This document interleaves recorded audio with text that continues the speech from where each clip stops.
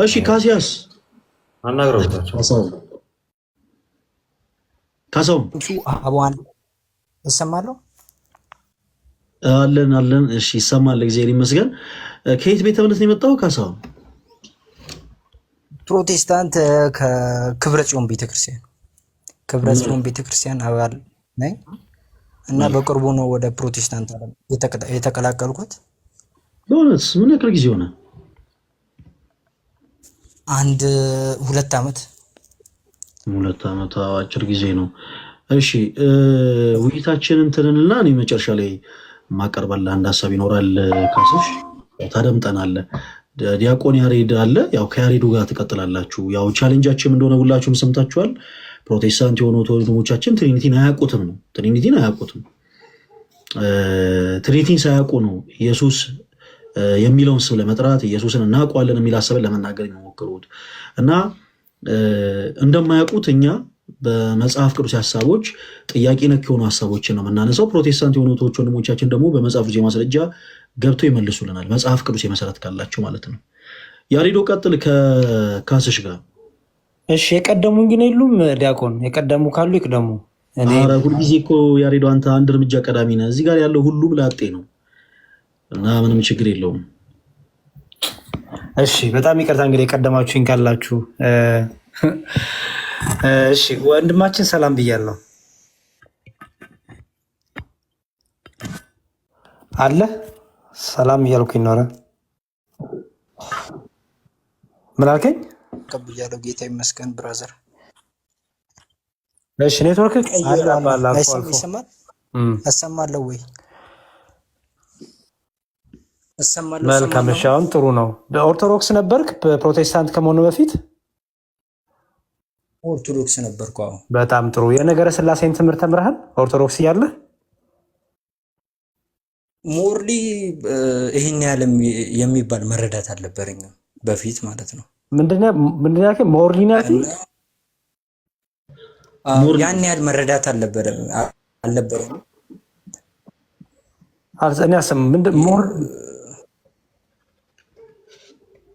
መረዳት አልገባኝም። እንትን ያሬዱ ማለት ይሄ ሰዎች ለምሳሌ ሲሪየስሊ ለማለት ሊ የምትለዋ ነገር ከሙር ጋር መታበት ሊሆን ይችላል። እኔም ትንሽ የቋንቋ ችግር ስላለብኝ እረዳለሁ። ሰው ያሬዱ ቋንቋ ሳይሆን ዲያቆን እኔ እንትኑ አልገባኝም። ሞርሊ ማለት ባይዘወይ ሞር ማለት በጣም እንደማለት ነው እና ሞርሊ እንኳን ትክክል አይደለም፣ ግን እሱ አይደለም። አሁን እንግሊዝኛው ችግር የለውም፣ ሁላችንም ቋንቋችን አይደለም። እሺ የስላሴ ትምህርት እውነት ነው። እሺ የስላሴን ትምህርት ኦርቶዶክስ ውስጥ ተምረ ነበር ወይስ አልተማርክም? ተምረ ነበር። በጣም ጥሩ። አንድ የመጽሐፍ ቅዱስ ክፍል ሰጥህና በስላሴ ትምህርት ትፈታልኛለህ። የዮሐንስ ወንጌል ምዕራፍ 14 ቁጥር 10 ላይ ኢየሱስ ክርስቶስ እንዲህ አለ። ዮሐንስ ወንጌል ምዕራፍ 14 ቁጥር 10 እኔ በአብ እንዳለው አብን በእኔ እንዳለ አታምኑምን አለ። እኔ በአብ እንዳለው አብን በእኔ እንዳለ አለ።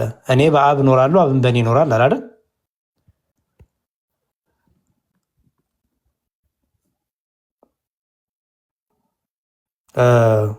ጠፋው አለው አለ ያሬዶ ወንድማችን ካስ ይኸውልህ እንትን አትበል እሺ። ከላይ ባትወጣ እዚሁ እኛ እናነብልሃለን የምትፈልገውን ነገር ከላይ ባትወጣ እሺ። እኔ በአብ እንዳለው አብን በእኔ እንዳለ አለ። እኔ በአብ እኖራለሁ አብን በእኔ ይኖራል እያለ ነው አይደል ጌታ? የስ እሺ፣ በጣም ጥሩ። ወልድ በአብ ውስጥ እንዴት ነው የሚኖረው? ወይም ወልድ ለአብ ምን ሆኖ ነው የሚኖረው? ትክክል። አሁን በመጀመሪያ መገንዘብ ያለብን አብ ወልድ ውስጥ ወይም ወልድ መንፈስ ቅዱስ ውስጥ ወይም መንፈስ ቅዱስ ውስጥ አብ ውስጥ ሳይሆን የሚኖረው የስላሴ እውነት ስላሴ የሚባለው ነገር በአካል 3 በመለኮት 1 ቢሆንም በአካል 3 መሆኑን መመልከት ያስፈልጋል። የሚለው ሀሳብ ወንድም ተረድቻለሁ። ከጥያቄን ብቻ አድሬስ አድርጉ።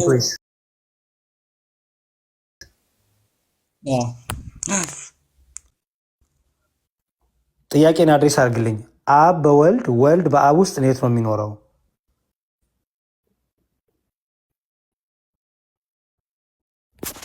ሐሳብ የደህንነት ሐሳብ የመጀመሪያ እቅዱ ወይንም የዘላለም ሐሳቡ የአብ ነው።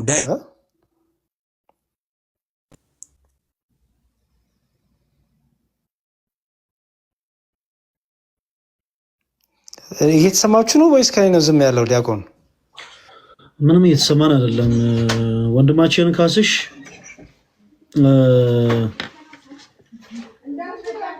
እሺ በቃ ይብቃው። በቃ ኔትወርክ የሚይዛቸው ከሆኑ ሌላ ሰው እድል እንስጥ። እሺ እርሚ ሲሳይ ከዘሮ ምን ይላል? ሲሳይ ከዘሮ ነው እንደ ሐሳብ ውይይቱ በእንግሊዘኛ ቢሆን ኧረ ጌታዬ። እሺ ጩና የሚል አካውንት ጩናን ከማውራት በፊት ዲያቆን አንድ መልእክት ብቻ ላስተላልፍ። አንድ ቁጥር የምትጽፉ ሰዎች ኦርቶዶክሳውያን ፈጽሞ አንድ ቁጥር አትጻፉ። ለምን መሰላችሁ? እኛውን ፕሮቴስታንቶችን ልንስባቸው ስንል አንዳንድ ኦርቶዶክሳውያን መናቃችሁ እየጻፋችሁ ስለሆነ ልንስባችሁ አንችልም እና አሁን የእናንተ ጊዜ ሲሆን እንስባችኋለን። ፕሮቴስታንቶች ብቻ አንድ ቁጥር ይጻፉ። ቀጥል ዲያቆን። ወይ ሲሳይ። እሺ ጩና የሚል አካውንት ይሰማል? ይሰማል። ሰላም እንደምን አለ? ሰላም እንዴት ናችሁ? እግዚአብሔር ይመስገን። ከየት ቤተ እምነት ነው ጩና? መካነ ኢየሱስ። ከመካነ ኢየሱስ። መልካም። እሺ ያሬዶ ቀጥሉ። በቃ ያው ስላልተወያያችሁ ብዬ ነው ከቀደሙ ልጅ ጋር። ከዛ ቀጣይ ላይ እየተቀያየረ ነው። እሺ ሌሎች ወንድሞች ታላቅ ወንድሞችም ካሉ እኔ አንድ ስለሆንን ምንም ችግር የለም። ሌላ ሰው ቢቀጥል እኮ ይቀጥል። ያቆም ችግር የለም። ያሬዶ ያው ከቀደሙ ልጅ ጋር ምንም ሀሳቡን አላወራችሁበትም ብዬ ነው። ኦኬ እሺ ጩና ሰላም ብያለሁ። ሰላም ናችሁ? እግዚአብሔር ይመስገን። ዛሬ ርዕሳችን ያው ነገረ ስላሴ ነውና ነገረ ስላሴን ለፕሮቴስታንቶች እናድርስ። ምክንያቱም አያውቁትም። ብዙ ጊዜ ስለ ስላሴ ስናወራ ስለ ኢየሱስ ብቻ አውሩን፣ ስለ ኢየሱስ ማውራት ብቻ ነው የሚያድነው ይሉናል እና ያንን እስቲ በደንብ እናጥራ ብለን ነው። ኦኬ ቅድም የጠየኩን ጥያቄ ስለሰሙኝ ልቀጥል በዛው። አብ በወልድ ውስጥ ወልድ በአብ ውስጥ እንዴት ነው የሚኖረው? መንፈስ ቅዱስ በአብና በወልድ ውስጥ እንዴት ነው የሚኖረው ማለት ነው ባጭሩ። ይህን በስላሴ ትምህርት ያስረዱኝ። እንግዲህ የስላሴ አስተምሮ በመጽሐፍ ቅዱስ ውስጥ ነው። እንግዲህ መጽሐፍ ቅዱስ በአውድ ውስጥ ኢየሱስ ክርስቶስ በእኔ ውስጥ አብ ይኖራል አለ። እኔ የምናገረው ቃል ከኔ ከራሴ የምናገረው ቃል አይደለም፣ አብ በእኔ የሚኖር አብ የሚናገረው ቃል ነው አለ። እኔ ደግሞ ወልድ ውስጥ ደግሞ በአብ ውስጥ ወልድ አለ፣ በወልድ ውስጥ መንፈስ ቅዱስ አለ፣ መንፈስ ቅዱስ አብ ወልድ መንፈስ ቅዱስ አለ። አንዱ አካል በሌላው አካል ውስጥ ይኖራል፣ ሙሉ ነው እግዚአብሔር የሚል መረጃት ነው ከአውዱ የምናገኘው። ፈርዘር ኤክስፕላኔሽን። ይቅርታ ቆይ አንዱ አካል በአንዱ አካል ውስጥ ይኖራል ነው ያሉ። ማለትም ለምሳሌ አብ ምን አለ፣ ወልድ ምን አለ፣ ኢየሱስ በእኔ ውስጥ አብ ይኖራል አለ። ስለዚህ በክርስቶስ ኢየሱስ ውስጥ ከክፍሉ ላይ እንዴት የሚለውን ነገር አላብራራውም። ያው እኛ ፕሮቴስታንቶች ከአውደ ምንባብ ውስጥ ነው የምንገባው። ከአውደ ምንባቡ ላይ በአውደ ምንባብ ውስጥ ጥያቄ ካለ በአውደ ምንባብ ነው ሀሳብ ገብቷል። ዮሐንስ 14 ላይ ኢየሱስ ያለው ምንድነው? በእኔ ውስጥ አብ ይኖራል አለ። በአካል ነው የሚኖረው። አንድ ቆይ የተደማመጠ በአካል ነው የሚኖረው አይደለም፣ በአንዱ አካል ይኖራል። ያው አብ በወልድ ውስጥ ይኖራል ነው። አብ አካላዊ ራሱን የቻለ አካላዊ ነው። ወልድ ራሱን የቻለ አካላዊ ነው። መንፈስ ቅዱስ ራሱን የቻለ አካላዊ ነው። ሶስት አካል እንጂ አንድ አካል አይደለም። በጣም ጥሩ። ስለዚህ እሺ አንድ ቆይ ተረጋጋን ፕሊዝ። እሺ አብ ለወልድ ምኑ ነው? አብ ለወልድ አባቱ። እሺ ወልድ ለአብ ምኑ ነው? ልጁ። መንፈስ ቅዱስ ለአብና ለወልድ ምንድን ነው? እስትንፋስ ወይም ደግሞ መንፈስ። እሺ ወልድ ለመንፈስ ቅዱስ ምንድን ነው? ወልድ ለመንፈስ ቅዱስ ሕይወቱ ነው ወይም ደግሞ መንፈሱ ነው። የኢየሱስ መንፈስ ስለሚል መንፈሱ ነው። ወልድ ለመንፈስ ቅዱስ አይደለም፣ መንፈስ ቅዱስ ለወልድ ማለትም መንፈስ ቅዱስ የኢየሱስ መንፈስም ተብሎ ተጠርቷል። ስለዚህ የኢየሱስም መንፈስ ነው፣ የወልድ መንፈስ ነው። ጥያቄ ወልድ ለመንፈስ ቅዱስ ምንድን ነው? ኦልሬዲ ሪቨርስ ማድረግ ትችላለህ። ማለትም ለምሳሌ የአብ መንፈስ ቅዱስ ማለት ይሄ ለወልድ መንፈስ ቅዱስ መንፈሱ ከሆነ መንፈስ ቅዱስ ደግሞ ለወልድ ህይወቱ ነው ማለት ነው፣ ወይም መንፈሱ ነው። ወልድ ለመንፈስ ቅዱስ ምንድን ነው ጥያቄ? የአባቱ መንፈስ ወይም ደግሞ የራሱ መንፈሱ ነው። አንዱ ማለት የወልድ መንፈስ ቅዱስ ነው። ይሄ ነው መጽሐፍ ቅዱስ ያልኩት ጥያቄ። ወልድ ለመንፈስ ቅዱስ ምንድን ነው? እስኪ ንገረኝ አንተ። እንጃ አሁንማ እኛ እየጠየቅን ነው። ካላወቁት ፓስተሮችን ጠይቀው እንዲመጡና ፓስተሬን አልጠይቅም። መጽሐፍ ቅዱስ የሚለውን ያህል እየነገርኩ ነው።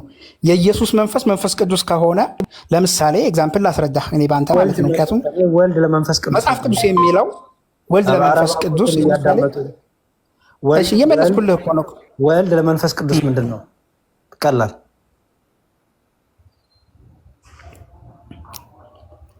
ወልድ ለመንፈስ ቅዱስ ምኑ ነው?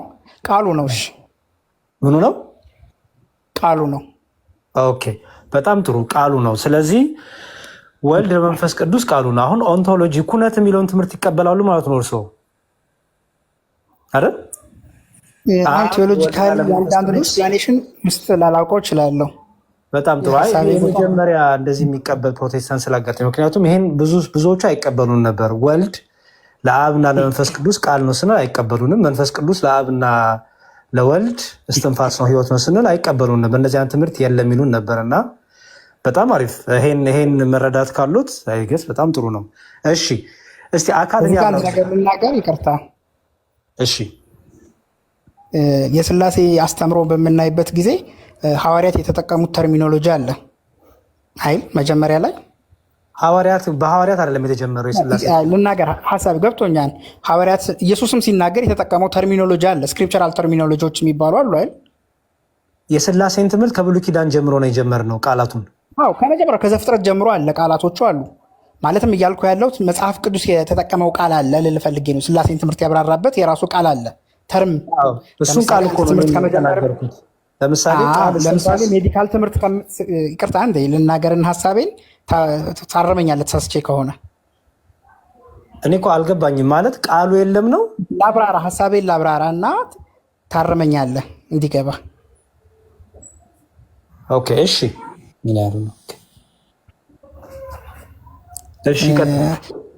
ከዘፍጥረት ጀምሮ መጽሐፍ ቅዱስ የተጠቀመው ወርድ አለ ማለት። አሁን ለምሳሌ ባዮሎጂ ስንማር ተርሞችን መጀመሪያ እንማራለን ቀድመን አይደል?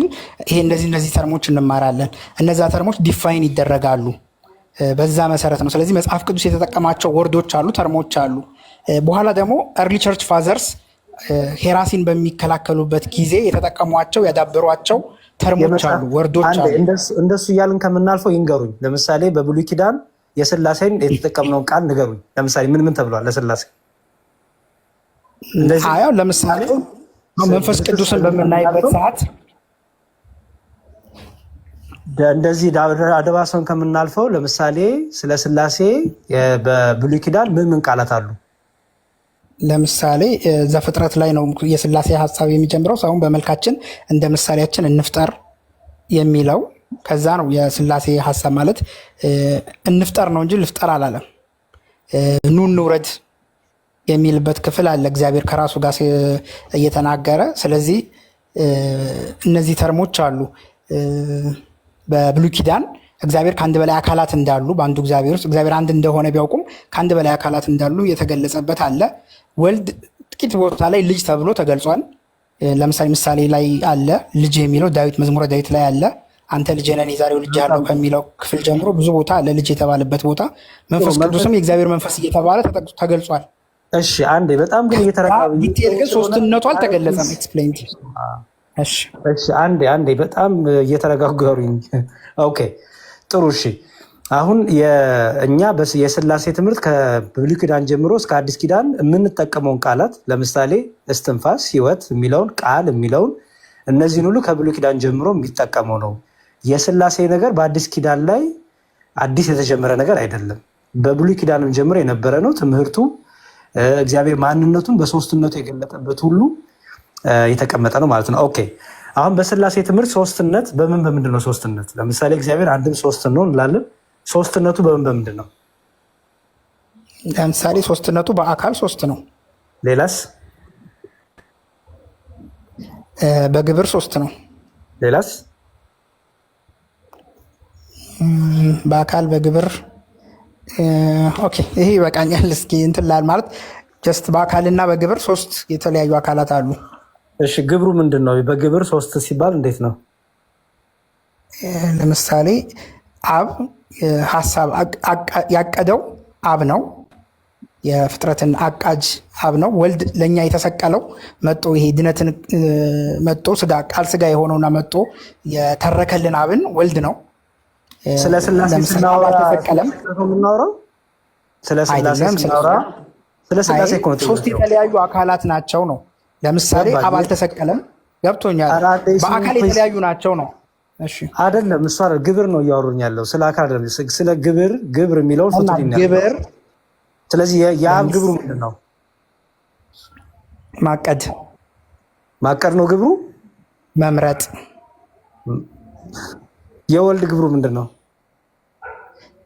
የወልድ ግብሩ አሁን ለምሳሌ በእርሱ በኩል ዓለምን ፈጠረ ስለሚል በወልድ በኩል ነው የተፈጠሩት። አሁን ምንድነው አንተ የኦርቶዶክስን ተርሚኖሎጂ አንተን ካልተገበር ነው ያልከኝ ነው። የፕሮቴስታንቱን አስተምሮ ብቻ ይንገሩኝ። የወልድ ግብሩ ምንድን ነው? ምንድን ነው የወልድ ግብሩ? ለምሳሌ አብ ዓለምን የፈጠረው በእርሱ በኩል በቃል በኩል ዓለምን ፈጠረ ስለሚል በወልድ በኩል ነው ዓለም የተፈጠረው። አንድ በፍጥረት ስራ ውስጥ እየነገርኩ እኮ ነው። በእኛ አስተምሮ ውስጥ እየነገርኩ ነው። ግዴታ ያንተን ያስተምሮ ሳይሆን በእኔ አስተምሮ እየነገርኩ ነው። አንድ እየተደማመጥን ጩኸት ብቻ ሆነ። የአብ ግብሩ ስል ምን አሉኝ? ማቀድ አሉኝ አይደል?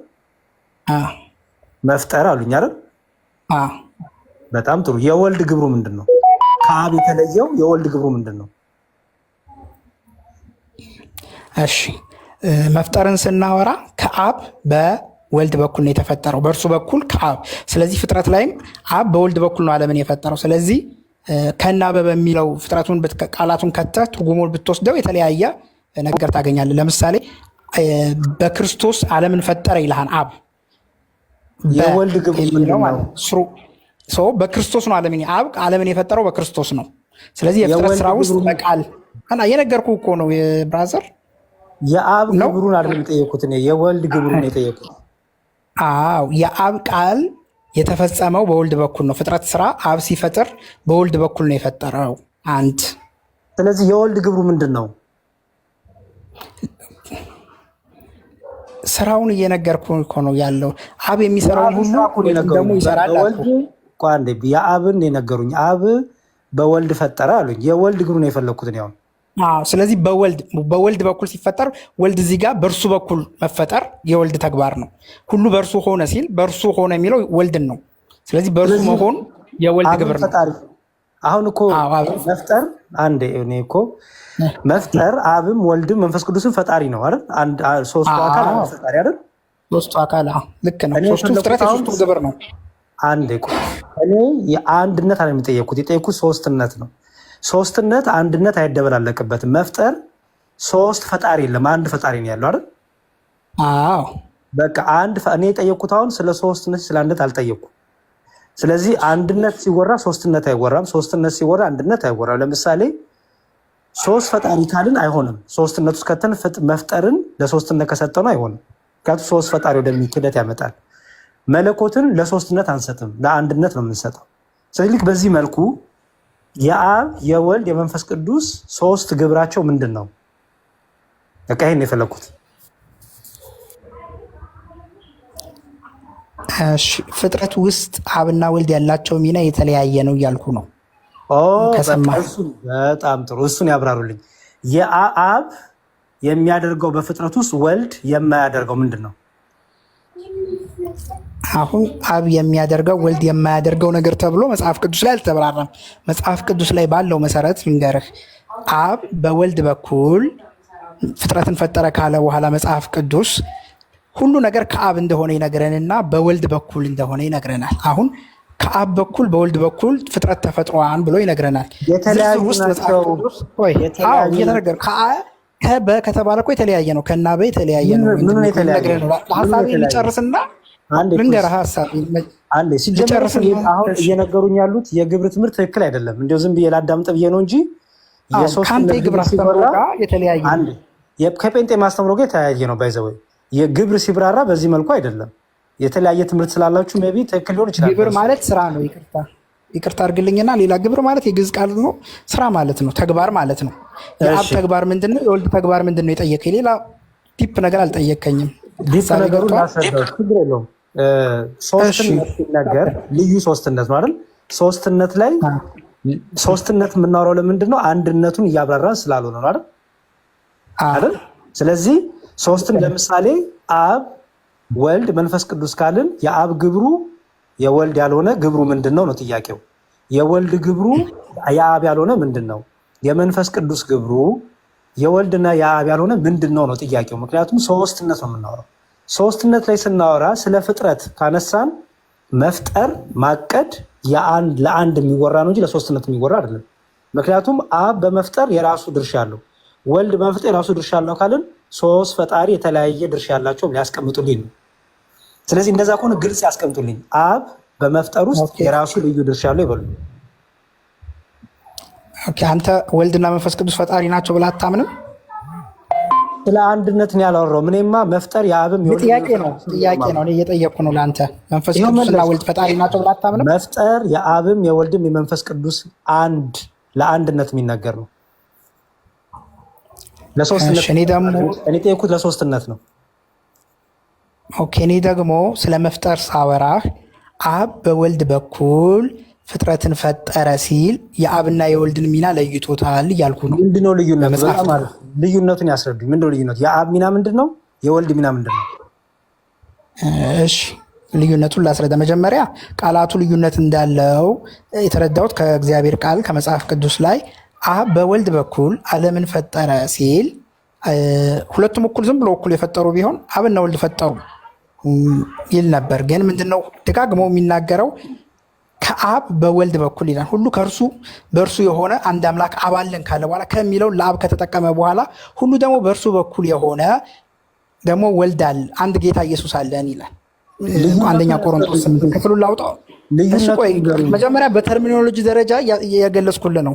ሀሳቤ ገብቷል። ሁለቱ ቃላት ልዩነት አላቸው ነው ሳይሆን አንዴ ተርሚኖሎጂን ሰማ ነው እኮ ልዩነቱን ይንገሩኛል። መጀመሪያ ተርሚኖሎጂን ከሰማኸው ኦኬ ምንድን ነው መጽሐፍ አብራርቶታል ወይ? በወልድ በኩል ሲል ዲፕሊ ይሄ ብሎ አብራርቶታል ወይ ካልከኝ እኔ እስካሁን የተብራራ አላገኘውም። ሀሳቤ ገብቷል። ስለ ዲፕሊ አላወራሁም እኔ። እርስዎ ምን አሉኝ? ልዩነት አለ አይደለ? አላሉኝም? ልዩነት እኮ የነገርኩህ። ልዩነቱን ይንገሩኝ። ለምሳሌ አብ በወልድ በኩል አልኩህ እኮ። አንዴ ስሙኝ። የአብ ከወልድ በመፍጠር ውስጥ ልዩነቱን ይንገሩኝ። ምንድን ነው ልዩነቱ? ነገርኩህ። ሁሉ ከአብ ተፈጠረ አልኩህ። ወልድ ፈጣሪ ያለው ለአብ ሰጠ ነው። ለወልድ አይነገርም? ከሚለው ለወልድ አይነገርም በሚለው ነው። አሁን ስሩሂም አብ ነው የፈጠረው ስሩ ወልድ እንጂ ለወልድ ከሚለው አይነገርም። ይነገራል። ምክንያቱም የአብ የሆነው ሁሉ የወልድ ስለሆነ። ወይ ማምታታት! ምንም ማምታታት አይደለም። ልዩነት አለው እኮ ቆይ ጩና አንድ ጥያቄ ልጠይቅህና አንተም አብራራልኝ መልስልኝ። ወንድማችን አንድ ጥያቄ ልጠይቅህና ይህን ከመለስክልኝ እኔ በቃ በግብር ልዩነት እንዳለ አምናለሁ። እሺ አንድ ጥያቄ ብቻ ልጠይቅህ። ይቅርታ አንድ ጥያቄ ልጠይቅህ። ጩና እሺ ተረጋጋ እንጂ ወንድሜ።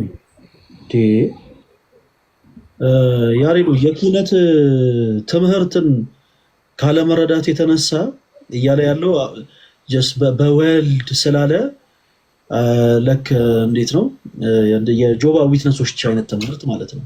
በወልድ ኦልሬዲ በቋንቋ ደረጃ ነው እንጂ ጩና የሚለያየው ልክ የጆባ ዊትነስ አይነት ትምህርት ነው እየነገረን ያለ ነው። ይሄ የክህነት ትምህርትን ካለመረዳት የተነሳ ይመስለኛል እንዲህ አይነት ሀሳቦች ያለው እና ያሬዶ ምናልባት ክህነትን በመጀመሪያ ብትጠይቀው ክህነትን ተረድቶታል እንደው አሁን እኮ በግብር የሚለው እንግዲህ ሶስትነት ነው። አሁን ያልገባው ጩና ሶስትነትን ስናወራ አብ ልዩ የሚያደርገው ግብር አለው ከወልድ፣ ወልድ ከአብ ልዩ የሚያደርገው ግብር አለው፣ መንፈስ ቅዱስ ከአብ እና ከወልድ ልዩ የሚያደርገው ግብር አለው ነው ጥያቄው። ይሄ ነው። አሁን መፍጠር እንዴት ልዩ ያደርጋቸዋል? ስላሴን በመፍጠር አብ ከወልድ እንዴት ልዩ ያደርገዋል? ወልድን ከአብ እንዴት ልዩ ያደርገዋል? ስለ መፍጠር ስናወራ ስለ አንድነት ነው የምናወራ፣ ስለ ሶስትነት አናወራ። በየትኛው በስላሴ ትምህርት ነው መፍጠር ለሶስትነት ተሰጥቶ የሚያውቀው? ሶስትነት ስናወራ እኮ ልዩ ሶስትነት ነው የምናወራው። አብ ወልድ አይደለም እያልን ነው። ወልድ አብ አይደለም እኮ እያልን ነው። ስለዚህ እዚህ ውስጥ ከተን መፍጠርን ሶስትነቱን ልንከት ነው። እኔ አሁን ኩነት እንዲሁም ኩነትማ በጣም እንዲሁም ለሱ በጣም እንትን እንዳይለው አሁን እዚህ ላይ ራሱ ገና ግብር ላይ እኮ መቼ አልተግባባ ነው። ጩና እንደዚህ እናደርግ። ለምሳሌ የኔን እስቲ ገለጻ ስማውና ከዛ ካልተመቸ አልተመቸኝም ትለኛለሽ። ምክንያቱም መማማር ስለሆነ እኔ የምፈልገው። ኦኬ ወልድ በስላሴ ዘንድ የግብር ሶስትነት የሚባለው አብ አባት ነው፣ ወልድ ልጅ ነው፣ መንፈስ ቅዱስ ሰራጺ ነው። ይሄ ብቻ ነው የግብር ሶስትነት ማለት። የኛ የስላሴ ትምህርት አብ ግብሩ መውለድ ነው፣ አለቀ። መወለድ ሆኖ አያውቅም።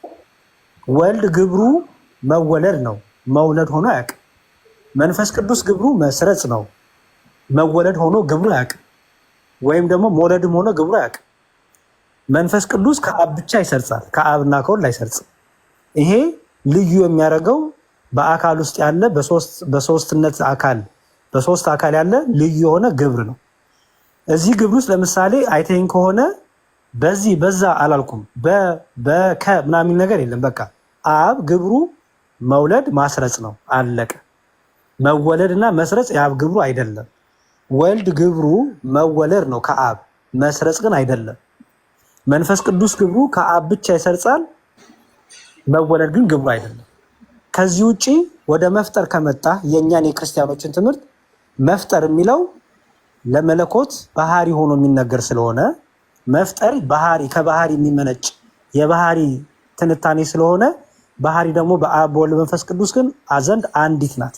ስለዚህ መፍጠር፣ ማቀድ፣ መወጠን፣ ማወቅ፣ መስራት እነዚህ ሁሉ አንድ ነው። ለአብም ለወልድ መንፈስ ቅዱስም አንድ ነው እንጂ የተለያየ ነው ብለን የምንናገረው አይደለም። ይሄ ንግግር ይሄ ትምህርት ትቀበለዋለች ሳትቀበለው? ከተርሚኖሎጂ ሌላ እቀበለዋለሁ ማለት ምንድን ነው? እኔ ስማር የተማርኩትን ራሱን አሁን ያልከውን የተማርኩት ግን አሁን እኔ ግብር ሳይሆን ግብር የሚለውን የተረዳሁት እንግዲህ ተግባር ነው። ምናልባት ግዕዝ ስለማንጠቀም ሊሆን ይችላል። ተግባር ነው እኔ ግብር የሚለውን የተረዳሁት። አሁን አንተ ያልከኝን የተማርኩት ምንድን ነው? ማንነት በሚለው ነው። የአብ ማንነቱ አባትነት ነው። የወልድ ማንነቱ ወልድ ልጅነት ነው። የመንፈስ ቅዱስ ደግሞ ሰራጺነት ነው። ስለዚህ እሱን እስማማለሁ። ግን አሁን ምንድነው እዚህ ጋር ተርሚኖሎጂ ግብር የሚለው ተርሚኖሎጂ ብቻ ነው እንጂ የለየን ሀሳቤ ገብቷል። ለዛ ነው ተርሚኖሎጂን መጀመሪያ ዲፋይን እና አርግልኝ። ተግባር ካልከኝ እንለያያለን። አሁን ቆይ የኔን ሀሳብ ልንገርህ። ሀሳቤ አሁን ያንተን ሀሳብ ተቀብዬዋለሁ ሙሉ ለሙሉ ሀሳቤ ገብቷል። ከአንድ ነገር በስተቀር ቆይ አንዴ ይቅርታ ልጨርስ። ሀሳቤን ባታስቆመኝ ደስ ይለኛል። አሁን ያንተን ሀሳብ ተቀብዬዋለሁ አሁን ባልከኝ ዲፊኒሽን ማለት ነው። ምክንያቱም ቃላት ለመግባባትነት የምንጠቀማቸው ናቸው። ሀሳቤ ገብቷል። ስለዚህ ግብር ብለህ አባትነትን ልጅነትን እና ሰራጺነትን ነው እንደ ግብር ተርሚኖሎጂውን የሰጠው። ስለዚህ በዛ መሰረት ከሄድን አዎ ያልከው ነገር መፍጠርን በባህሪ ውስጥ ስለከተትከው ማለት ነው። እኔ ደግሞ ግብር የሚለውን የተረዳሁት ተግባር በሚለው ነው። ለምሳሌ አብ ተግባሩ ምንድን ነው? ወልድ ተግባሩ ምንድን ነው? መንፈስ ቅዱስ ተግባሩ ምንድን ነው? የሚሰሩት ስራ ማለት አባቴ እስከዛሬ ይሰራን እስከ እኔ የምሰራ ነው። እየተረጋጋ ፕሊዝ። ኦኬ መስራት ባህሪ ነው ወይስ አይደለም? መስራት፣ ማከናወን፣ ማቀድ፣ መፍቀድ ባህሪ ነው ወይስ አይደለም? የባህሪ መገለጫ ነው እኔ እንደተረዳሁት። በጣም ጥሩ። ሶስት ባህሪ ነው ያለው ወይስ አንድ ባህሪ ነው ያለው? አንድ ባህሪ። ሶስት ባህሪ የለም አይደለ? አብ ከወልድ የተለየ ባህሪ የለውም። ወልድ ከአብ ከመንፈስ ቅዱስ የተለየ ባህሪ የለውም አይደል? የለውም። ስለዚህ ስለመፍጠር፣ ስለማቀድ፣ ስለማከናወን፣ ስለመስራት ስናወራ ሶስትነት ነው ወይስ አንድነት ነው? ኦኬ አሁን እዚህ ጋር ትንሽ ጥያቄ የሚፈጥር ነገር አለ። ምክንያቱም አሁን ግብር ብለህ አሁን ለምሳሌ መሰቀል ለምሳሌ ተግባር ነው። ስለ ስላሴ ስናወራ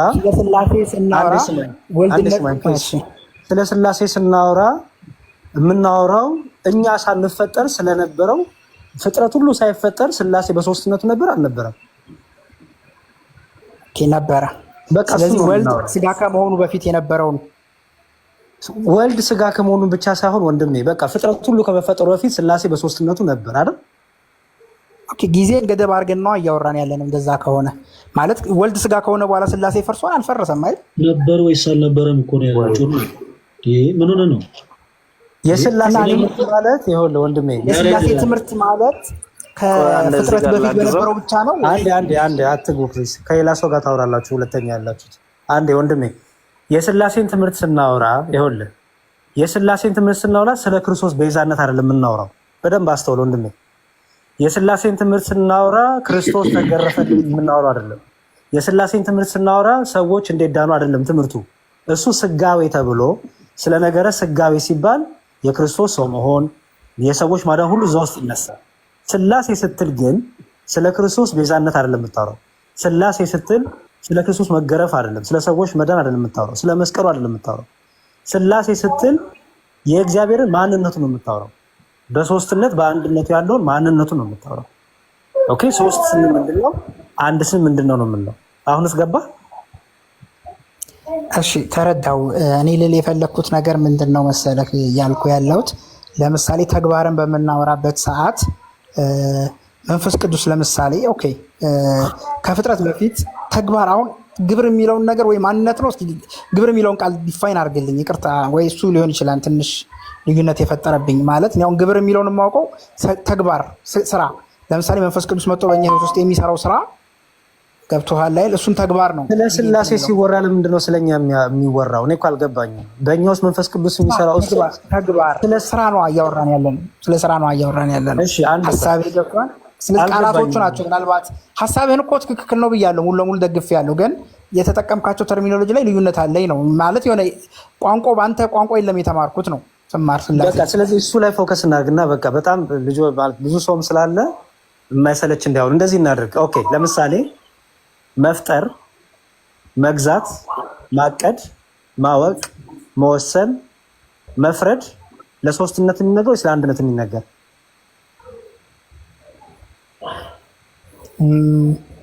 አሁን ብዙ ቃላቶችን አንድ ላይ የጨፈለቃቸው አብዛኞቹ ለአንድነት ይነገራሉ፣ ለሶስትነትም ለሁለትነት ለምሳሌ ይተናገራል። አሁን መፍረድን በምናነሳበት ሰዓት አንዴ ስማኝ። መፍረድ የሚለው ለምሳሌ ከመፍረድ ውጭ ሌላዎቹ ለአንድነት ይነገራሉ። በጣም ጥሩ በጣም ጥሩ። እሺ ለምሳሌ መፍረድ ላይ የአብ የወልድ መንፈስ ቅዱስ ልዩነቱ ምንድን ነው? ለምሳሌ ዮሐንስ 5 ላይ ኢየሱስ ክርስቶስ ምን አለ? አብ ፍርድን ለወልድ ሰጠው እንጂ አብ በአንድ ሰው እንኳ አይፈርድም የሰው ልጅ ስለሆነ ይላል። ስለዚህ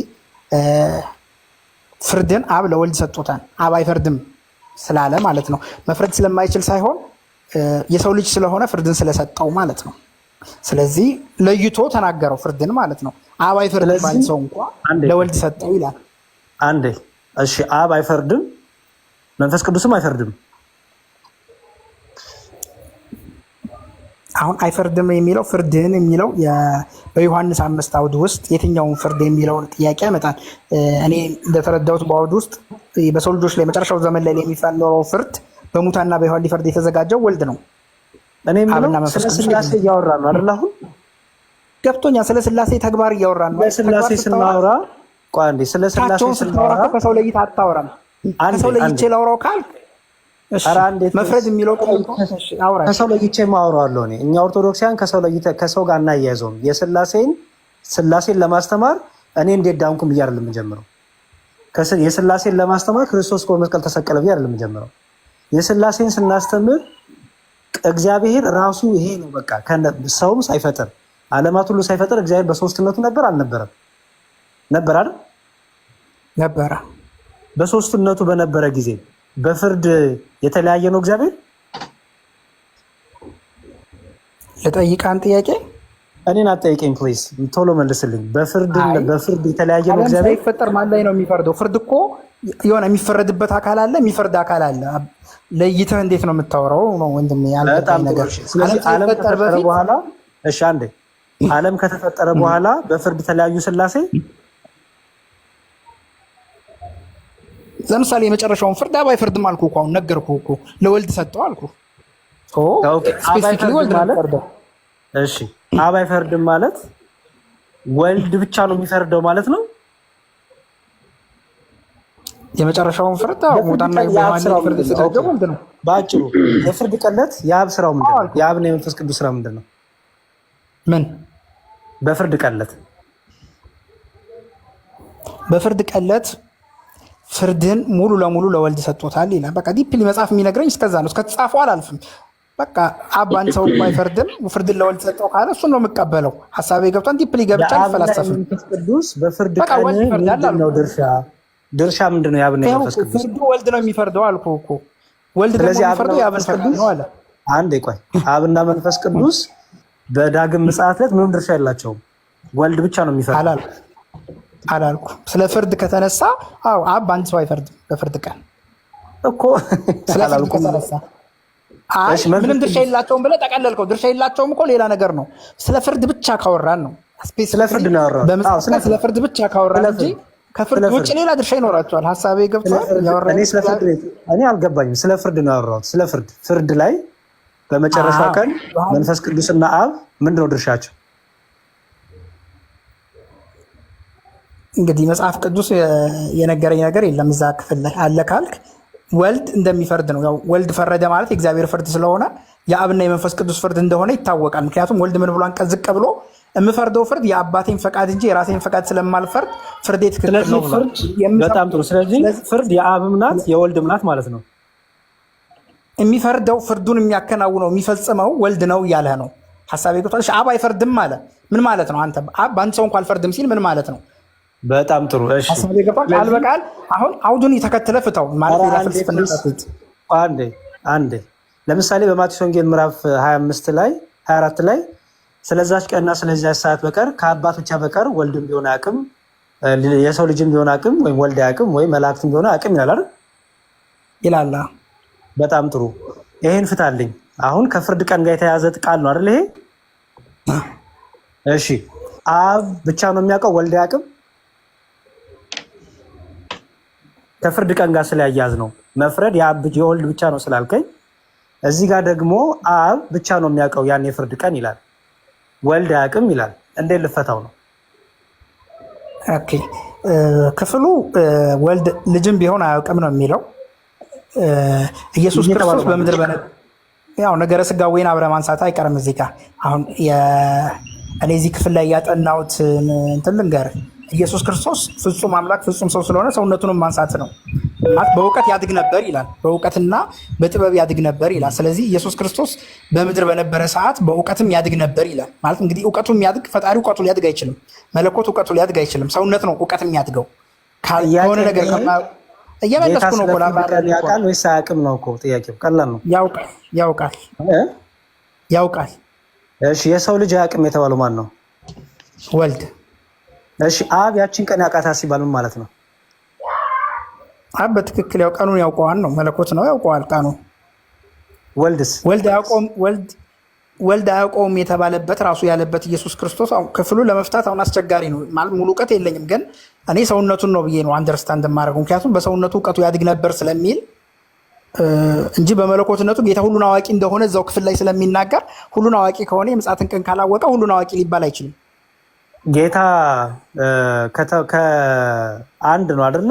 ይሄ የስጋ ይሄ የመለኮት እያለን እናገራለን። ይሄ የስጋ ይሄ የመለኮት ብለን አንናገርም። ግን ለምሳሌ በስጋው ሞተ እንደምንለው ሁሉ ገብተዋል። ኢየሱስ ክርስቶስ በስጋው ሞተ እንደምንለው ሁሉ በመለኮት ሞተ ይባላል።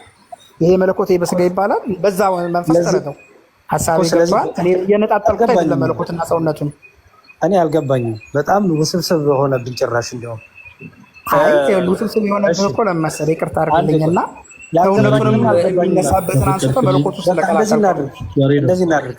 በቃ እያጠቃለልና የኩነ ትምህርት ላይ ለገዜ ጋር ብታቆመውና አንድ ሚዩት አድርግ ወንድሜ፣ ያስገባን እንድታወራ ነው። እድል ስንሰጥ ታወራለህ። ያሬዶ ፍቀድልኝ ፕሊስ፣ 2 ደቂቃ። በቃ እኔ አጠቃልዬ እንትን ልበል ዲያቆን ልፍቀድሎት ብትንትን ያለ ነገር። አይ የጩናን ከመጠቅለል በፊት ትንሽ ከኔ ጋር የሚያወራው ነው ሀሳብ የ2 ደቂቃ 1 ደቂቃም ነው። እሺ ይቻላል። ከዛ ትጨርሰዋለህ። ምንድነው መሰላችሁ፣ በነገራችን ላይ ጩና ጥሩ ነው የሆነ የተረዳኸውን ነገር ለመናገር የሄድክበት መንገድ ጥሩ ሆኖ ሳለ ነገር ግን መጽሐፍ ቅዱስ መሰረት የለውም። መጽሐፍ ቅዱስ መሰረት የለውም ምን ማለት ነው? እንዲያ አሁን ለምሳሌ ጩና እንዳለው ሌሎች ሰዎችም ልክ እንደፈለጉ ትምህርተ ሥላሴን አይ እንዲህ ነው አይደለም እንዲህ ነው ማለት ይችላሉ። የኩነት ትምህርት ላይ ማለት ስለ አብ ስለ ወልድ ስለ መንፈስ ቅዱስ ያለው መረዳት ጩና ትክክል ነው ብዬ ያላሰብኩኝ ገና ከጅምሩ ሰው እኔ ጠይቀውና መልሱን እኔ ሳልሆን መጽሐፍ ቅዱስን እናስደግፍና እንመለከታለን። ጩና አንድ ጊዜ እቺን አንድ 3 ማነሳትን ሐሳብ ብቻ መልስልኝ። እሺ ጩና ወንድማችን በአብ በወልድ በመንፈስ ቅዱስ ታምናለህ? መልካም ይራከረልን። እሺ ወልድ የአብና የመንፈስ ቅዱስ ቃልስ እንደሆነ ታምናለህ? አለሁ። መልካም መንፈስ ቅዱስ የአብና የወልድ ቅዱስ መንፈስ ወይም እስትንፋስ መሆኑን ታምናለህ? ጩና አለሁ። በጣም ጥሩ። ወልድ የአብና የመንፈስ ቅዱስ ቃል ከሆነ መንፈስ ቅዱስ ደግሞ የአብና የወልድ ቅዱስ መንፈስ ወይም እስትንፋስ ከሆነ አብ ለወልድና ለመንፈስ ቅዱስ ምንድን ነው? ጩና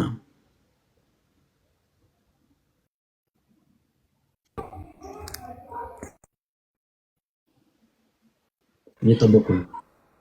ድገምልኝ ጥያቄውን። ኦኬ አብረን ስንል እንግዲህ አብረን እንደተከተልከው ከኔ ጋር አብረን ስንደማመጥ ስናወራ የሆኑ ሀሳቦችን ተስማምተን ነበር። ምንድነው ያልነው? አሁን ይሄንን ቦታ በጣም ስለሳትከው ይመስለኛል ብዙ ነገሮችን በዘፈቀደ ያልካቸው። በአብ በወልድ በመንፈስ ቅዱስ ታምናለህ ወይ ስልህ አዎ አምናለሁ አልከኝ። መልካም። ወልድ የአብና የመንፈስ ቅዱስ ቃል እንደሆነ ታምናለህ ወይ? አዎ አምናለሁ። መልካም።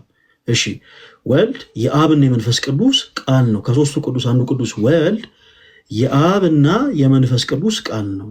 እሺ መንፈስ ቅዱስ ደግሞ የአብና የወልድ ቅዱስ መንፈስ ወይም እስትንፋስ ነው። ኦኬ ይሄንንም አምናለሁ ብለኸኛል። የኔ ጥያቄ ወልድ ለአብና ለመንፈስ ቅዱስ ቃል ከሆነ መንፈስ ቅዱስ ለአብና ለወልድ ቅዱስ እስትንፋስ ወይም ቅዱስ መንፈስ ካልን አብ ለወልድና ለመንፈስ ቅዱስ ምንድን ነው?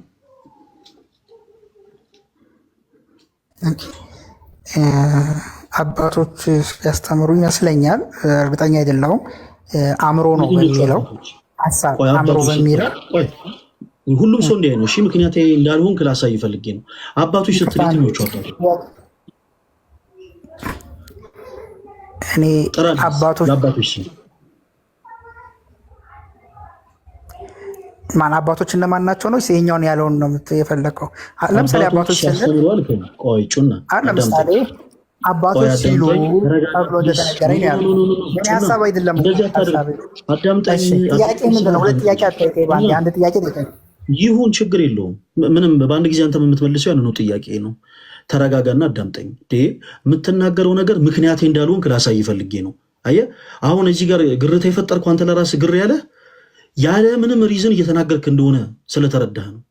ኦኬ ጠየቅኩ። አብ ለወልድና ለመንፈስ ቅዱስ ምንድን ነው ስልህ የሆነ የቆየ ትምህርት ለማስመሰል ምን አልክ? አባቶች ሲያስተምሩ አልክ። የትኞቹ አባቶች? የትኞቹ የፕሮቴስታንት አባቶች ስም ጥራለህ። ከዛ መልስህን እሰማሃለሁ። አባቶች ብለሃል አይደል? አልተሳሳትኩም። አባቶች ስልህ እኔ አሁን አባቶች እያልኩ ያለሁት ለምሳሌ መጽሐፍ ሳነብ አባቶች እንዳስተማሩ ተብሎ እንደተቀመጠው እንጂ የትኞቹ አባቶች ጥያቄ አላውቀውም። አሁን የኛውን አባት አይደለም የትምህርተ ሥላሴ መጽሐፍ ይቅርታ፣ አንዴ ፕሮቴስታንት በፕሮቴስታንት አባት አይደለም እያወራ ያለሁት። ፕሮቴስታንት ነው ወይስ አይደለም? የጠየኩህን ብቻ መልስልኝ እና አይደለም። በጣም ጥሩ። አባቶች ስትል ምክንያት የሆነ የፕሮቴስታንት አባቶችን ትጠቅሳለህ። ካልሆነ ግን አይ እንዲሁ ዝም ብዬ ሲጻፍ አንብቤው ካልክ ልክ እንዳንተ አይነት ግራ የገባው ሰው ቢሆንስ መጽሐፉን የጻፈው? ጩናዬ አሁን ነገሮች እንድትረዳ የምፈልገው ምክንያታዊ የሆነን የምንጠይቀው አንተ ምክንያት የሆነ እንድትመልስልን ስለፈለግን ነው እንጂ ዝም ብለህ አይ ኖ አባቶች የሆነ መጽሐፍ ላይ ሳነብ ምናምን ብራዘር እሱን እርሳው። የተጻፈውን መጽሐፍ ትረሳና እባክህ እስኪጨርስ አዳምጠኝ። እምልህን ነገር ሳታደምጥ ልትመልስልኝ ስለማትችል አልተረዳኸኝም። እስኪጨርስ ነው የምትረዳኝ። ጩና ተረጋጋና አዳምጠኝ ብራዘር፣ በደንብ አድርገህ አዳምጥ። አሁን እኔ ጸጥ ብለን ሆኖ አባቶች ምናምን ብለህ የሆነች ነገር ብለሃል። ኦኬ ለሌላው ጊዜ ያሬዶ እንደውም ነገሮችን በፍቅር ሲያወራ የነበረው ማስረጃ ያልጠየቀ ሀሳብህን ሊያገኘው ፈልጎ እንጂ ልክ እንደዚህ በማስረጃ መጠየቅ ይችላል እሱ። አባቶች ያልክ የትኞቹ አባቶች? you don't have any idea ምንም ነገር አታውቅም። ይኸው አባት የሚባል ነገር አልመለስክልኝም። እሺ ተወሱ ነው። አሁን ስለ አባቶች እኔ ያላፈጠጠም ሰዓቱ ስላልሆነ አብ ለወልድና ለመንፈስ ቅዱስ ምንድን ነው ጥያቄ? እሱን ብቻ መልስልኝ። አሁን በእኔ ሀሳብ አብ ለወልድ ልጁ ነው ማለት አብ የወልድ አባት አብ ለወልድና ለመንፈስ ቅዱስ አለ እና እየነገርኩህ እኮ አብ ለወልድ አላልኩም ወይ ነግረናል። ያኔ ጥያቄ ልመልስ ያንተን ጥያቄ ባንተ ጥያቄ አሁን እኮ ቅድምም ወደ የጠየቁን አብ ለወልድና ለመንፈስ ቅዱስ አንድ ላይ ምንድን ነው መጽሐፍ ቅዱስ ላይ እኔ ለዛ እኮ ነው ሌላ ነገር እንዳታወራ። መጽሐፍ ቅዱስ ላይ አብ ለወልድና ለመንፈስ ቅዱስ እንደዚህ ነው የሚል ቃል የለም። እሺ ወልድ ለአብና ለመንፈስ ቅዱስ ቃል ነው የሚል ሐሳብን ከየትኛው የመጽሐፍ ቅዱስ ክፍል ላይ ነው ያገኘኸው? ወልድ ቃል እንደሆነ የሚናገር ጥቅስ ቆይ አንድ ጊዜ ጥቅስ ስጠኝ። እኔ ያልኩት የለም አንተ ያልከው አለ። ኦኬ ወልድ ለአብና ለመንፈስ ቅዱስ ቃል ነው የሚል የመጽሐፍ ቅዱስ ማስረጃ ስጥ። እሱም የለም። ዝም ብሎ በዘፈቀደ ሲያወራ ብዙ ጊዜ ሀሳብ ይልናገር። ኦኬ ሀሳብ ይልናገር። አሃ እና እናገኛ እና የለም አልኩህ እኮ ለምን መሰለህ? የለም እኮ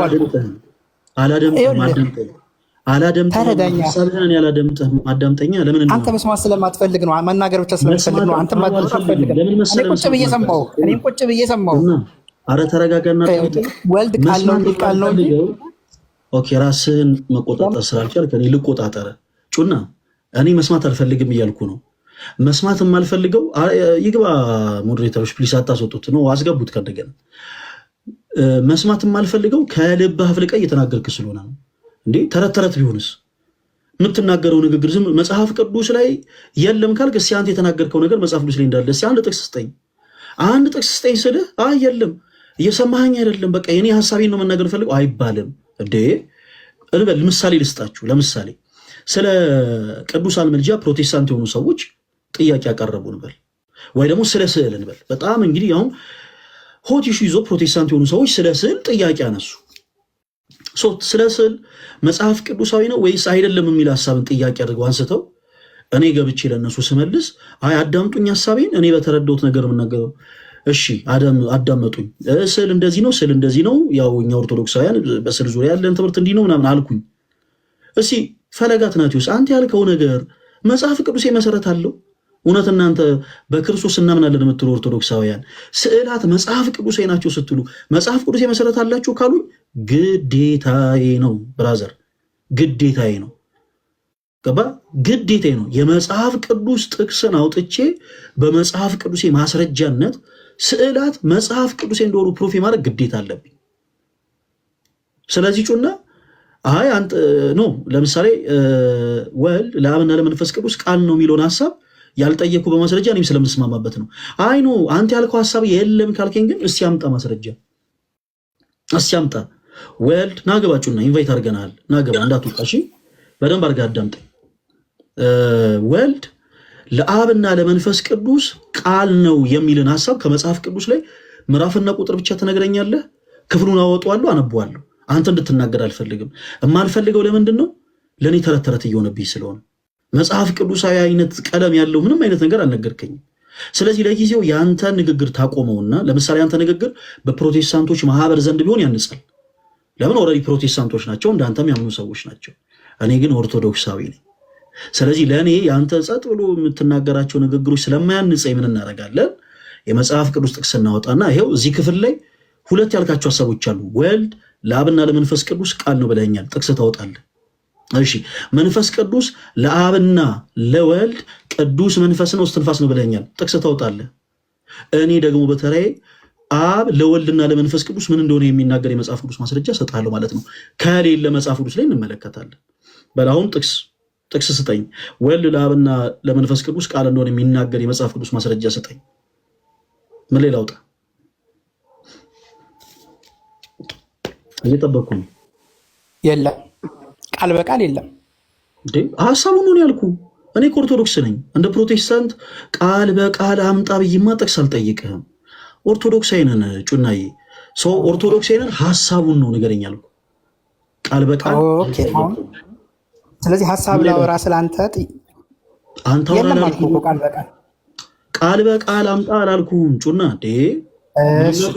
ወልድ ቃል እንደሆነ ይናገራል። ከመጽሐፍ ቅዱስ ላይ አዳምጠኛ፣ ከመጽሐፍ ቅዱስ ላይ ወልድ ለአብና ለመንፈስ ቅዱስ ቃል እንደሆነ ሐሳቡን ምን የሚል የሚያበራራ የመጽሐፍ ቅዱስ ማስረጃ ስጠኝ። በቃ እሱ ነው። ለምሳሌ ኢየሱስ ያድናል የሚል ጥቅስ አለ ጩና፣ መጽሐፍ ቅዱስ ላይ ኢየሱስ ያድናል የሚል ጥቅስ አለ ቃል በቃል መዳን በሌላ ማንም የለም የሚለውን ሐሳብ ነው። ቃል በቃል እኔ ጠየቅኩን ብቻ መልስልኝ። ያን ጊዜ ኢየሱስ ያድናል የሚል ጥቅስ አለ። እስቲ ቆይ ሰርች አድርጌ እነግርሃለሁ። የለም ችግር የለም አትልፋ። የለም አንተ ግን እንዳልከው የኢየሱስ ክርስቶስን አዳኝነት ግን ለመናገር እንደ ሐሳብ የምትጠቀማቸው የመጽሐፍ ቅዱስ ጥቅሶች አሉ ወይስ የሉም? አሉ። በቃ ሶ ሲምፕል።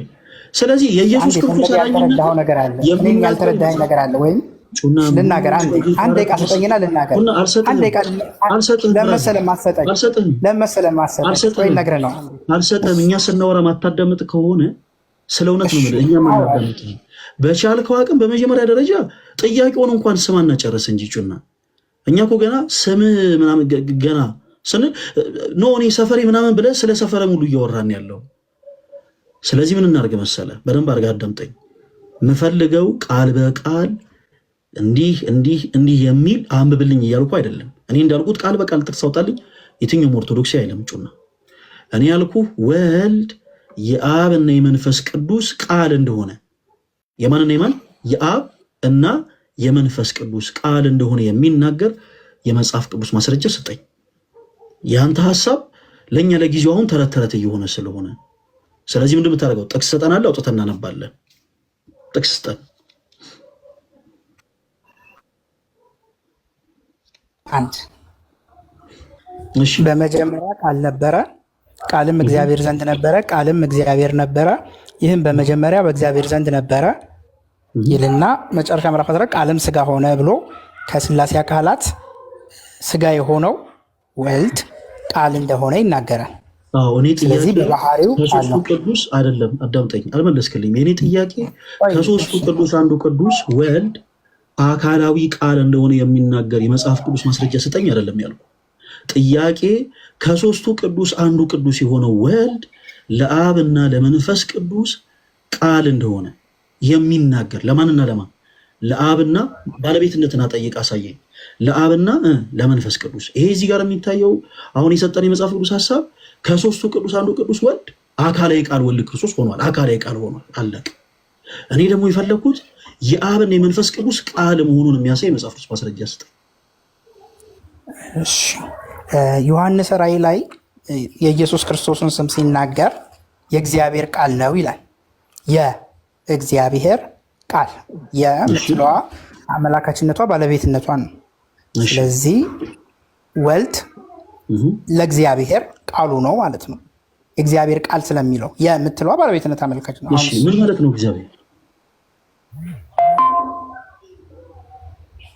እግዚአብሔር ያህዌ ማለት ነው። ያለ የነበረ የሚኖር። አይ እንደዛ ማለት አይደለም። እግዚአብሔር ያህዌ የሚለው ቃል ያለ የነበረ የሚኖር ነው። ጩናኔ አሁን የጠየቁ ለራስህ ለአንተ እንድትረዳው ነው። ተሳስተ አይደለም። አይዞ እግዚአብሔር ምን ማለት ነው? ጩና ማለት እግዚአብሔር ምን ማለት ነው? ፈጣሪ ነው። ሁሉን ቻይ ነው። ኤኒዌይስ ቆይ ያህዌ የሚለው ቃል ከሆነ እኔ የምረዳው ያለ የነበረ ሁሉ ነገር የተፈጠረበት ማለት ነው። እግዚአብሔር ማለት ምን ማለት ነው ተብለህ ስትጠይቅ እንደዛ ነው የምትመልሰው። እሺ ነው ስለሌላ ጥያቄ አለ? ጩና እንደዛ ተብሎ አይመለስም።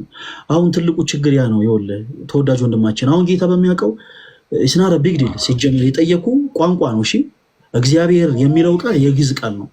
ምን እንደሆነ አላወቅኩም። ይደዝማተር ቋንቋ ስለሆነ ምናልባት ቋንቋ ስላልተማርከው ሊሆን ይችላል ያላወቅከው። አውቀዋለሁ ስለ ቋንቋ የዓለም ገዢ ማለት ነው። እሱኛው ቋንቋውን ከጠየቀኝ ግን የጠየቀኝ እግዚአብሔር ማን ነው ስትል ማንነት ነው አይደለም። እግዚአብሔር የሚለው ከእግዚእና ብሔር ከሚለው ቃል የመጣ ነው የግዕዝ ቃል። እኔ እስከማውቀው ድረስ እግዚእ ማለት ገዢ ማለት ነው። ብሔር ማለት ዓለማት፣ ብሔሮች፣ ህዝቦች ማለት ነው። ስለዚህ የዓለም ገዢ በሚለው ነው ቃላት የተርሚኖሎጂ እንትን የጠየቀኝ ግን እግዚአብሔር ማን ነው የሚለው ዲፋይን የሆነ ማን ነው ነው እንጂ ጋድስ አሁን አይደለም። ጩናዬ ይችላል። እሺ ጩናዬ ግዕዝን አታውቀውም ሲሉ የሰማኸውን ነገር ነው የተናገርከው። አሁን ትልቁ ችግር ምንድን ነው? ጩና ግዕዝ ታውቃለህ? ግዕዝ አላውቅም። በቃ እኔ ስለ አይደለም ብለህ አትከራከረኛ። ልክ እንደዚህ ፊት ለፊት ስጠይቅህ አረ በጌታ በኢየሱስ ለምንድን ነው እኔ ልክ ሰውራ ጠብቀህ ግን ከኔ እኩል የምታወራው? ግዕዝ ታውቃለህ ወይ ካልኩ በኋላ መልስህን ስጠብቅ ጸጥ ብዬ ነው ማዳመጥ። ስለዚህ ለምን አንተ በቻልኩ አቅም እኔ ሳውራ ለምን አታደምጠኝም? በጌታ በኢየሱስ ስም። ለማንኛውም በደንብ አድርገህ አዳምጠኝ። ቅድም ስናወራ ወልድ የአብና የመንፈስ ቅዱስ ቃል ነው ብለኸኛል። ይህንን አምናለሁ አልከኝ። ከዛ በኋላ መንፈስ ቅዱስ የአብና የወልድ ደግሞ ቅዱስ መንፈስ ወይም ደግሞ እስትንፋስ ነው አልከኝ። መልካም። ከዛ በኋላ አብ ለወልድና ለመንፈስ ቅዱስ ምንድን ነበረ ነበር ጥያቄው። እስቲ እሱ መልስ መልስልን። አብ ለወልድና ለመንፈስ ቅዱስ ምንድን ነው? ወልድ ቃል ከሆነ መንፈስ ቅዱስ እስትንፋስ ከሆነ አብ ምንድን ነው? ጩና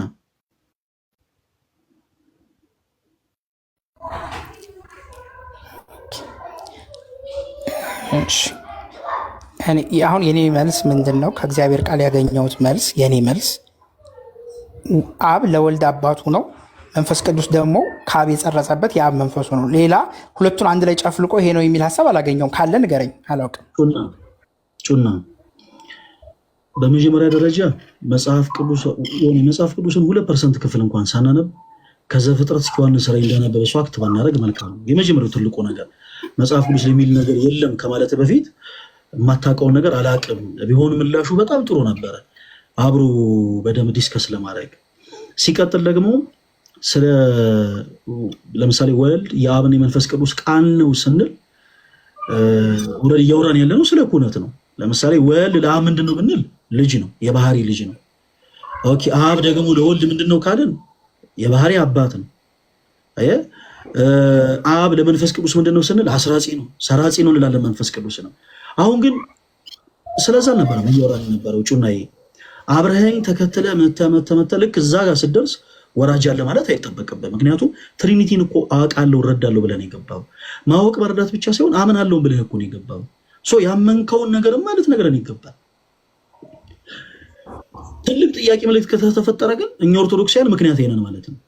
ቅድም ስንገባ እንዳልነው ፕሮቴስታንት የሆኑ ሰዎች ትሪኒቲን አያውቁትም ለማለታችን ትልቁ ምሳሌ ትሆናለህ ማለት ነው አንተ። ኦኬ ሁላችሁም በድጋሚ አዳምጡ። ወንድማችን ጩና ወልድ የአብና የመንፈስ ቅዱስ ቃል እንደሆነ ታምናለህ? ምንድን ነበር ምላሽ? አምናለሁ። መንፈስ ቅዱስ የአብና የወልድ እስትንፋስ ወይም ቅዱስ መንፈስ መሆኑን ታምናለህ? አምናለሁ። አብ የወልድና የመንፈስ ቅዱስ ምንድን ነው?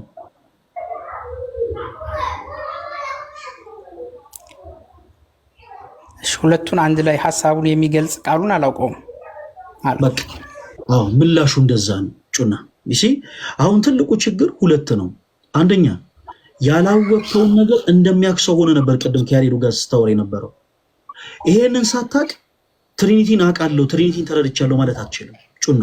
ይሄ ደግሞ ምንም ችግር የለውም። ሰዎች አለማወቃቸውን በማወቅ ይተኩታል። እንዴት ታምረው። ስለዚህ ያላወቅከውን ነገር አላቅም በል እንጂ እንደሚያክሰው። አሁን ምንድነው ሁልጊዜ ልክ እንደዚህ አይነት የቅበት እምነት ውይይቶች ሲደረጉ ባለዋቂነታችን እንድንቀጠል የሚያደርጉን ሰዎች አሉ።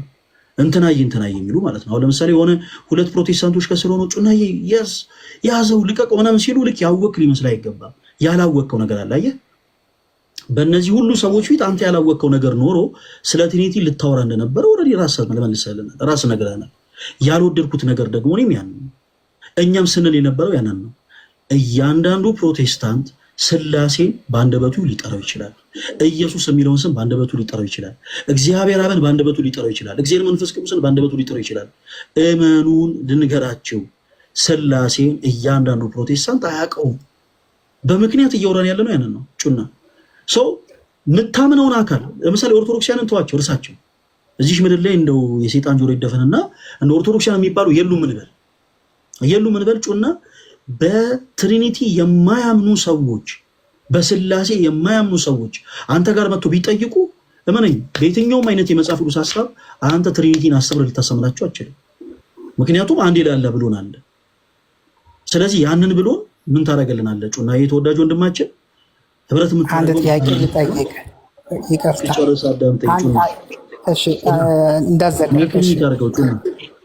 ሀሳብ ስላለኝ ማይክል ሚዩት አድርገው። ሀሳብ ማትስጥ። ይሄ ካፈርኩ አይመልሰኝ አይነት ባህሪ ፕሊስ አታራም። ያንተን ተርሚኖሎጂ አለማወቅ ነው ብለሃል። ማይክል ሚዩት አድርገው ፕሊስ። ከገባህ ጀምሮ ጩና ተርሚኖሎጂ አንዳንድ ጊዜ ራሳችንን ገዝተን በአማርኛ ቋንቋ ካወራን ራሱ በቂ ነው። እሺ በደንብ አድርገህ አዳምጠኝ።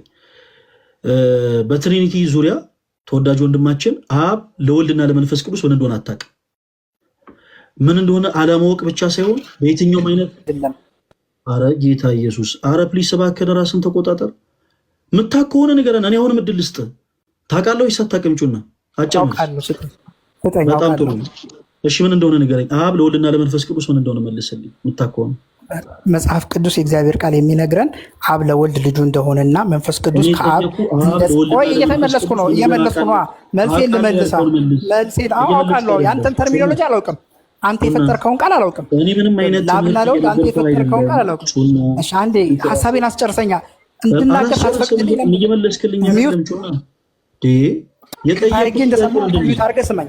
የጠየኩት ጥያቄ ምንድን ነው? ጩና የመለስኩ ነው። አንተ ይኸውልህ መልስ ለአንተ ካልታመልስ አይደለም ማለት አይደለም። ሀሳቤ ገብቷል። አሁን እኮ አንተ የጠየኩት ጥያቄ ምንድን ነው? በጌታ በኢየሱስ የጠየኩት ይሄ ካፈርኩ አይመልሰኝ ይባላል። አሁን አላቅም አልክ። አለማወቅ ሲታወቅ የእኛም ትልቁ ዓላማ ደግሞ የፕሮቴስታንትን አላዋቂነት ማሳየት እንደሆነ ስታቅ አውቃለሁ። ያዙ ሊቀቁ ምናምን ካፈርኩ አይመልሰኝ ጥሩ አይደለም። በቃ እንዴ ምን ሆናችሁ ነው? እኔ ፈለጋት ናት ውስጥ እግዚአብሔር ምስክሬ ነው የምላችሁ። የትኛውም ላይቭ ላይ የትኛውም ቦታ ላይ ማላቀውን ነገር አውቃለሁ ብዬ አልፈተፈተም። አለቅ ጠይቄ ልምጣ ትልቅነት ነው። ኧረ በኢየሱስ ስም አንድ ሰው ትሪኒቲን ሳይረዳ ስለ ጌታችን ኢየሱስ ክርስቶስ ማውራት አይችልም። ባጭሩ ትምህርተ ስላሴን ያላወቀ ሰው ነገረ ሥጋዌን ሊያብራራ አይችልም። ትምህርተ ስላሴ ጋር ስህተት ያለበት ሰው እመኑኝ ነገረ ሥጋዌንም እርምጥምጡ ነው የሚያወጣው እንደፈለገ። ለምን ይሄ ትምህርተ ስላሴ የሚባለውን ትምህርት ረስቶታል፣ ዘንግቶታል። ስለዚህ ምክንያቴ ሳትሆን መጽሐፍ ቅዱስ የመሰረት ሳይኖር ምንም አይነቱ እውቀቱ ሳይኖር እንደውቺ ሐሳብ እንኳን አብ ለወልድና ለመንፈስ ቅዱስ ምንድን ነው ምንነቱን እንኳን ሳታቅ መጽሐፍ ቅዱስ ላይ አብ ለወልድና ለመንፈስ ቅዱስ ምን እንደሆነ እንደሚናገር ሳትረዳ አይ የለም እኔ ስላሴን ካላስረዳው ካላብራሩ አይባልም፣ ያዙ ይልቀቁኝ አይባልም። የእኛም ትልቁ ዓላማችን ይሄ ነው። ፕሮቴስታንት የሆኑ እህት ወንድሞቻችን ትሪኒቲን አያውቁትም። ስለዚህ እያንዳንዱ ፕሮቴስታንት የሆኑ እህት ወንድሞቻችን ከስላሴ ጋር እንዲተዋወቁ እንፈልጋለን። ኦኬ ትሪኒቲን እንዲያውቁት እንዲረዱት እንፈልጋለን። አይ ኖ አሁንም ኖ እንደ ጩና እንትን አንልም፣ ወደኋላ እንመለስም።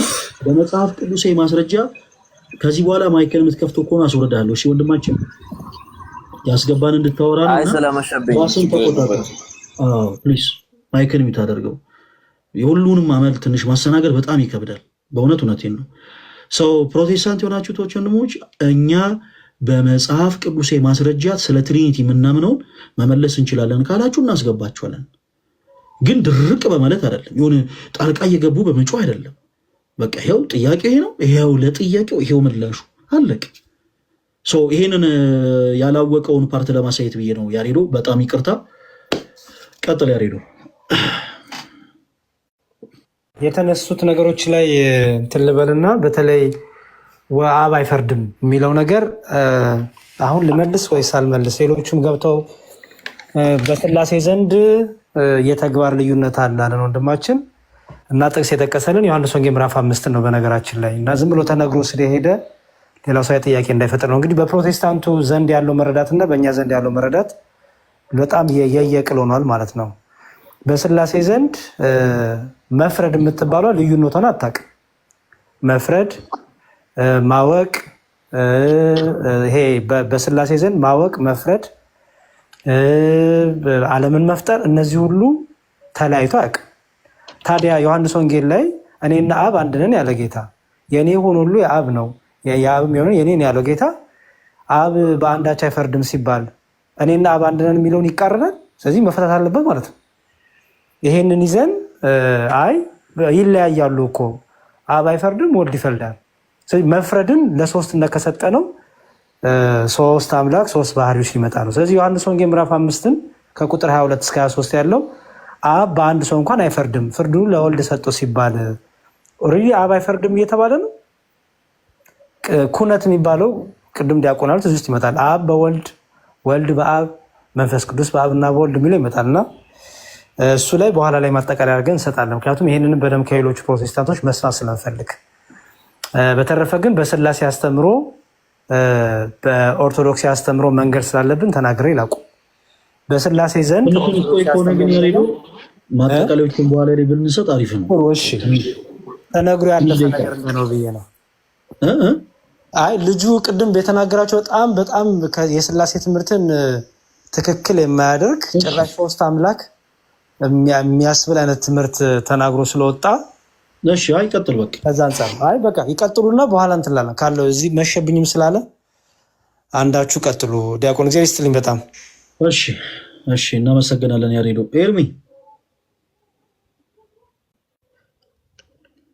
ኤርሚ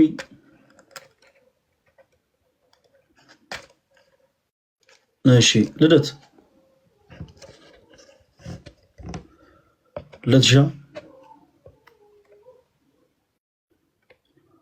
ወንድሞቻችን አረጉብን እንዴ?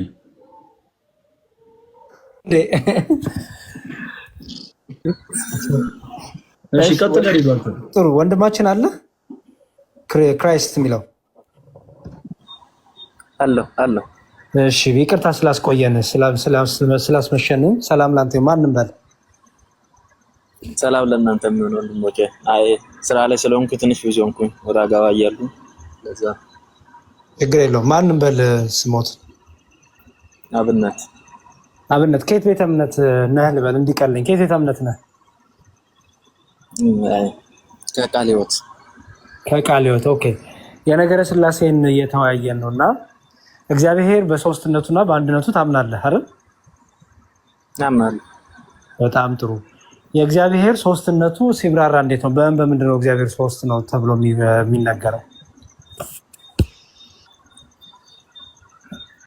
ሶስትነቱ በአካል በስምና በግብር ሶስትነት እናምናለን። እንደዛውም በባህሪ በስራና በፍርድ አይደለም።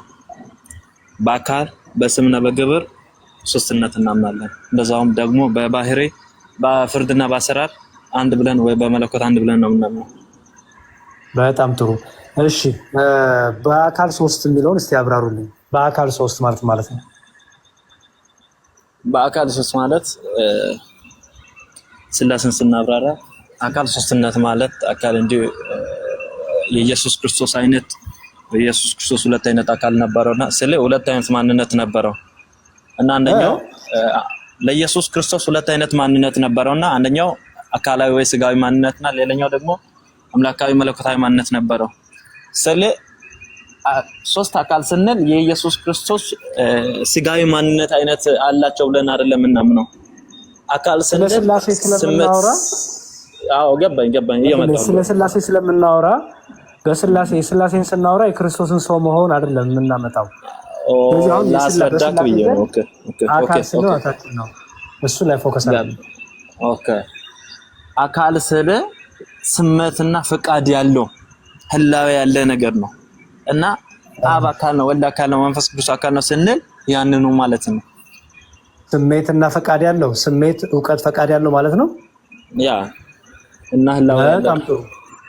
እሺ ሶስት እንግዲህ አካል የሚባለው አብ ወልድ አይደለም አይደል? አብ ወልድ አይደለም አይደል? አብ አካል ወልድ አይደለም ደግሞ ሊሆንም አይችልም። አዎ ስለዚህ ሶስት አካል ያለው አብ ወልድ ስላልሆነ ወልድ አብ ስላልሆነ መንፈስ ቅዱስም አብና ወልድ ስላልሆነ አይደል? አዎ በጣም ጥሩ። ስለዚህ አብ ወልድ ካልሆነ አብ የራሱ የሆነ ፈቃድ፣ ዕውቀት፣ ስሜት አለው እያሉኝ ነው አይደል? ወልድም የራሱ የሆነ ወልድ አብ አይደለም የራሱ የሆነ ዕውቀት፣ ፈቃድ፣ ስሜት አይደለም ይሉኝ። በጣም ጥሩ። አሁን የእያንዳንዱን ጠይቆታለሁ። የወልድ የአብ የራሱ የሆነ ዕውቀት፣ ፈቃድ እና ስሜቱ ምንድነው? የወልድ እንደዚሁ ዕውቀትና ፈቃድ ስሜት ምንድነው? የመንፈስ ቅዱስ እንደዚህ ከአብ ይጀምሩ። የአብ ዕውቀቱ፣ ስሜቱ፣ ፈቃዱ ምንድነው? መጽሐፍ ቅዱስ ሲናገር እግዚአብሔር ሁሉን አዋቂ ነው ይላል። እግዚአብሔር ሁሉን አዋቂ ነው የሚለው እና እግዚአብሔር ከዘላለም በፊት ወይም እግዚአብሔር አብ ከዘላለም በፊት ምን ሊሆን እንዳለና አሁን ምን እየሆነ እንዳለ እንደገናም ከዘላለም በኋላ ምን ሊሆን እንዳለ ስለ ዘላለም በፊትና ዘላለም በኋላ ስለ ሁለት ዘላለም እንዳለ አይደለም። ዘላለም የሚለውን ቃል ለመግለጽ ያክል ነው። ስለ አብ ነው የምታወራው ወይስ ስለ ወልድ ነው የምታወራው? ስለ አብ እየነገርኩ ነው። ኦኬ። ስለዚህ አብ ብለህ ንገረኝ። አብ ስሜቱ እውቀቱ አብ ከዘመናት በፊት የነበረ ያለና የሚኖር ሁሉን የሚያውቅ ሁሉን የሚመረምር ነው። የአብ ስሜት ብዬ የነገርኩህ ነገር አብ ስሜቱ ማዘን የሚችል መውቀስ የሚችል ማስተማር የሚችል መምከር የሚችል እንደዛውም መቆጣት የሚችል ይሄ ስሜት ነው። አዎ መለኮት ስሜት አለው እያልኩ እኮ ነው። የአብ ስሜት የአብ አካል ስሜቱ ነው እየነገርኩ ያለሁት። እሺ የወልድስ ከአብ የተለየ እውቀቱ ፈቃዱ ስሜቱ ምንድነው? ባይገርምህ ማለት ነው የኢየሱስ ክርስቶስ እውቀት ምንድነው ካልከኝ ከአብ የሚለይ ሳይሆን እንደ አብ ሁሉን አዋቂ ነው። እሱ አብ የሚያውቀውን የሚያውቅ አብ ወልድ አይደለም ብለን እኮ ነው። አንዴ ስማኝ አንዴ አብ ወልድ አይደለም። ልዩነቱን እኮ ቅድም ነግሬሃለሁ አይደል እንዴ? ልዩነቱን ነግሬሃለሁ። አንዴ አብ ወልድ አይደለም አይደል? ልዩነቱ የግብር የአካልና ምንድነው ያልኩክ? የስም ልዩነት ነው። ስሜት እውቀት እላዌ ያልኩክ ለአብም ለወልድም ለመንፈስ ቅዱስም። አንዴ የጠየቁት እኔ ሶስትነት ነው የአካል ሶስትነትን አይደል እያብራራህ ያለው አይደል? አዎ አብ አካላዊ ነው ወልድ አይደለም አይደል? ወልድ አካላዊ ነው አብ አይደለም አይደል? ማለት አብ ወልድ አይደለም አይደል? አይደለም። ምክንያቱም ሶስት አካል ስላለ አይደል? ስለዚህ አብ ወልድ አይደለም ካልን አብ የራሱ የሆነ እውቀት ስሜት ፈቃድ አለው ማለት ነው አይደል? በእርሶ የአብ እውቀትና ስሜት ከወልድ የተለየ ነው ማለት አይደለም። ያኔ ወይም እንደዛ እያልኩህ አይደለም። እኔ እኮ ስለ ሶስትነት ነው ስለ አንድነት አይደለም። ሶስትነቱን በስንት ነው? ሶስትነት ስማኝ ለጥያቄ መልስ የሚሆነው ስማኝ። ሶስትነት ስማኝ፣ አንዴ ብቻ ስማኝ። ሶስትነት በአካል ማለት በሲም በግብርና በአካል ነው። ድጋሚ እኮ ክብ እየሰራ ነው። ስለ አካል ብቻ ያስረዱኝ። አካል ሲባል ወልድ አብ አይደለም፣ መንፈስ ቅዱስ ወልድ አይደለም፣ አብ ወልድ መንፈስ ቅዱስ አይደለም ማለት ነው አይደል? ልዩነት ማለት ነው አይደል? ይሄ ሶስትነት ማለት። ስለዚህ በአብ በወልድ በመንፈስ ቅዱስ መሃል የፈቃድ የእውቀት የስሜት ልዩነት አለ አይደል? እንደርሶ ትምህርት እሺ የምን እሺ አሁን የምን እስኪ ያው ነው ድግማት። እሺ በአብ ኦኬ በአካል ሶስት አይደለ? በአካል ሶስት ማለት አብ ወልድ አይደለም ማለት ነው አይደል? አይደለም ማለት ነው። በጣም ጥሩ። ወልድ ደግሞ አብ አይደለም ማለት ነው አይደል? ስለዚህ አብ ወልድ ካልሆነ አብ የራሱን ምን አለው ልዩ ሆነ ምን አለው ማለት ነው። ምክንያቱም አብ ወልድ አይደለም ልዩ የምትለውን ቃል አጥፋት። ለምንድን ነው ልዩ ያልኩት? ሶስትነት ነው የምናብራራው። ሶስትነቱን እኮ በእውቀት አላልኩም። ሶስትነቱ በእውቀት አይደለም። እውቀቱ አንዴ ቆይ አንዴ አካል ውስጥ አብ ወልድ አይደለም ካሉኝ በኋላ አካል ምንድነው ስል የራሱ ስሜት እውቀት ፈቃድ ያለው ነገር አካል ይባላል አይደል? ታዲያ እንደሱ ከሆነ እኮ አንተ እያልከኝ ባለው ባህሪ ልዩነትም አለ እያልከኝ ነው። እኔ አላልኩም፣ አንተን ያልከው እያልከኝ ነው እንጂ እያልከኝ እኮ ነው። ኧረ አዳምጠኝ ፕሊዝ። እኔ በጣም ይደክማል ግን ስለ ልዩነት የስሜትና የእውቀት ልዩነት አለ ስትል አብ ሁሉን አዋቂ እንደሆነ ወልድ ሁሉን አዋቂ ነው፣ መንፈስ ቅዱስ ሁሉን አዋቂ ነው። አዋቂነት ለአካል የሚሰጥ አይደለም ማለት ነው። አዋቂነት የሚሰጠው ለባህሪ ነው።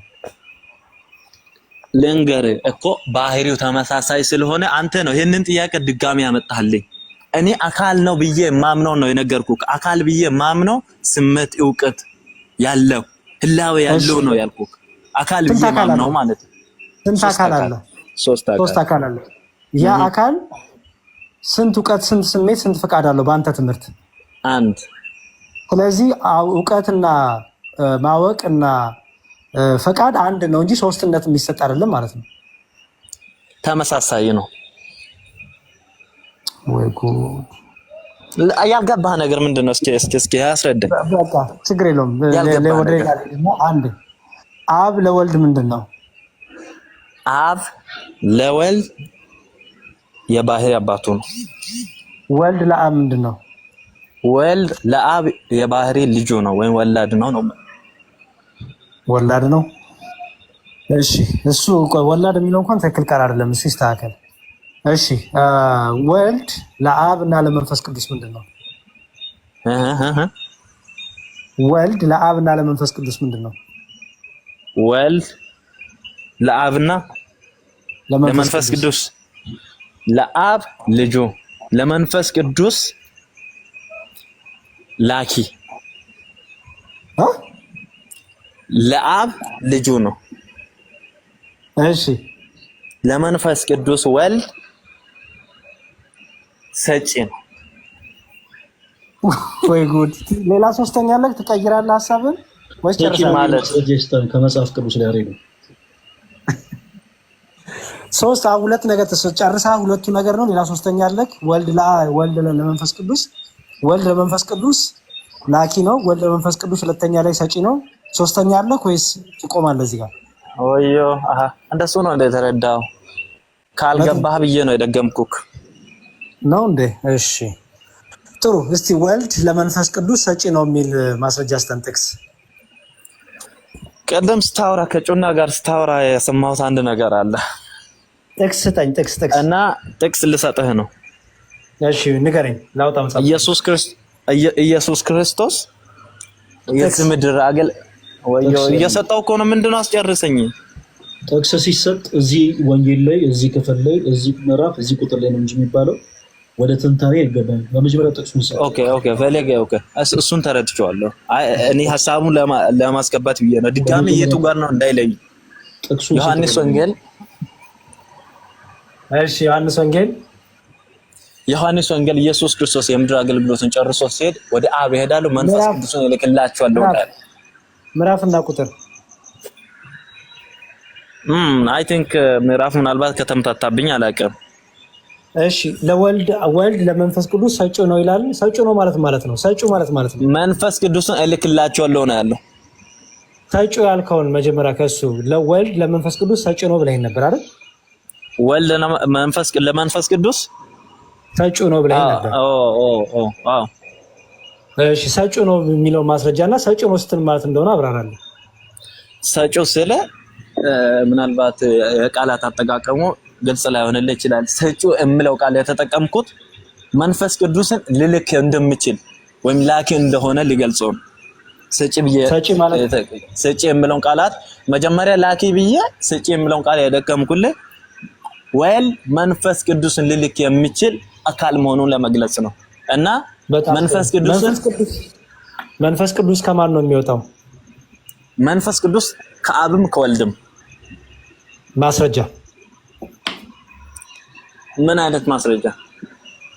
ከአብም ከወልድም እንደሚወጣ እንደሚሰርጽ የመጽሐፍ ቅዱስ ማስረጃ።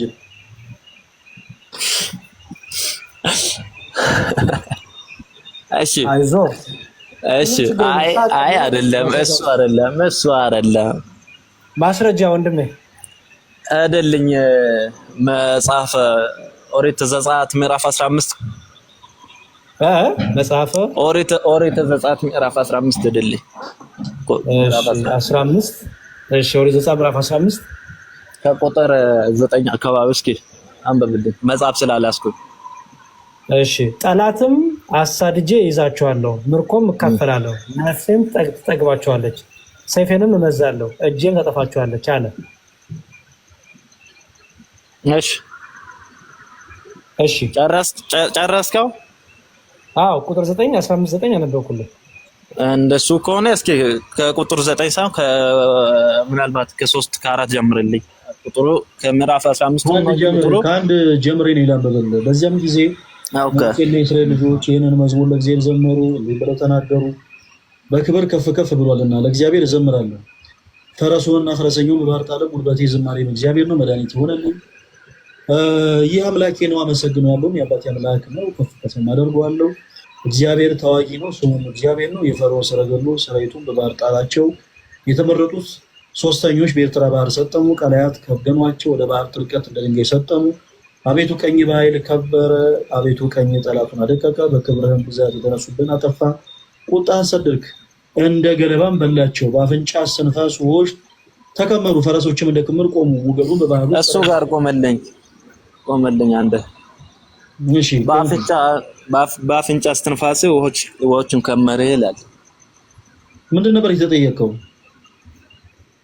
መንፈስ ቅዱስ አብ ላኪው እንደሆነ ወይ መንፈስ ቅዱስ ወልድ ላኪው እንደሆነ ከመጽሐፍ አይደለም። የተጠየቀው ምንድን ነበረ? የተጠየቀውንም ሳታስታውስ ነው እንደኛ የምታለፋ ነው ወንድማችን። እንዴት ነው ነገሩ እንዴ? መንፈስ ነበር የጠየቀ መዝሙር ከአብም ከወልድም ነው የሚሰርጸው፣ ከአብም ከወልድም ነው የሚወጣው። ገባኝ። አሁን ቆይ ማስረጃ ስጠን ስንል እዚህ ጋር በአፍንጫ እስትንፋስ ውኆች ተከመሩ፣ ፈሳሾችም እንደ ክምር ቆሙ፣ ሞገዱን በባህር የሚል ጥቅስ ሰጠ። ገባኝ። ጥቅሱ ላመጣ የተባልኩ እኮ ማስረጃ አይደለም ወንድማችን። እንዴት ነው ነገሩ? እሺ አላስረዳህና ከዛ ሌላ ማስረጃ ሰጣለሁ። ይሄንን ሐሳቡን ላመጣልህ ነው። በአፍንጫ እስትንፋስ ውኆች ከመሩ ማለት ነው ማለት ነው። በአፍንጫ እስትንፋስ እግዚአብሔር እንዴት ውኆችን ሊከምር ቻለ? ከአፍንጫ እስትንፋሱ ሲባል ማለቱ ምን ማለቱ ነው ወንድማችን? ይኸውልህ አሁን አብ ወይ ቅድም ግብርን ስታወራ አብራ እስቲ ግብርን አብራ ነው የአብ ግብሩ ምንድነው? አይ አትሩጥ። አንደኛው ጠየቀኝ አይደል? መዝሙር ምክንያቱም ግብ አትሄድ። ይሄንን እንኳን አልጨረስኩም። አንዴ አዳምጥ። ሀሳቡን እንኳን አልጨረስኩም። እኔ እስኪ ጨርስ ጠብቀኝ። አንዴ አዳምጥና ከዛ በኋላ ወደዚህ ሀሳብ ትመለሳለህ። አዳምጥ ፕሊስ። እሺ አዳምጥ። ይሄንን ልመልስልህና ቅርታ ይሄንን ልመልስልህና ለምሳሌ መልሱ እዚህ ውስጥ ስላለ በደንብ አስተውለህ አዳምጠኝ ፕሊስ። መልሱ እዚህ ውስጥ ነው ያለው። ለዚህ ነው ይሄንን አትደራርብብኝ። የአብ ግብሩ ምንድነው? የአብ ግብር መውለድ ወይም ወላድነት ነው። ጥሩ። የወልድ ግብሩ ምንድነው? መዋላድ። የመንፈስ ቅዱስ ግብሩ ምንድነው? ሰራጽነት ነው። መስረጽ ማለት መውጣት ማለት ነው አይደል? ሄድና መውጣት ማለት ነው አይደል? አይ ሄድና ያልኩት ይቅርታ እዚህ ነው። ስለዚህ መንፈስ ቅዱስ ከማን ነው የሚወጣው? ከአብም ከወልድም አልክ አይደል? ማስረጃ እሱን ስጠን ነው በቃ። ይኸው መልሱ እዚህ ውስጥ ነው ያለው። ማስረጃ ዮሐንስ ወንጌል ምዕራፍ 25። እሺ ቁጥር ስንት? ዮሐንስ ወንጌል ምዕራፍ 5 ከቁጥር 25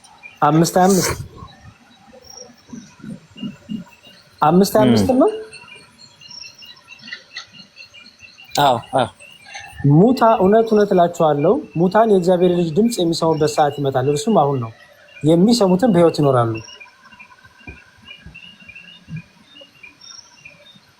ቀጥል። አብ በራሱ ሕይወት እንዳለው እንዲሁ ወልድ ደግሞ ለራሱ በራሱ ሕይወት እንዲኖር ሰጥቶታልና የሰው ልጅም ስለሆነ ይፈርድ ዘንድ ስልጣን ሰጠው።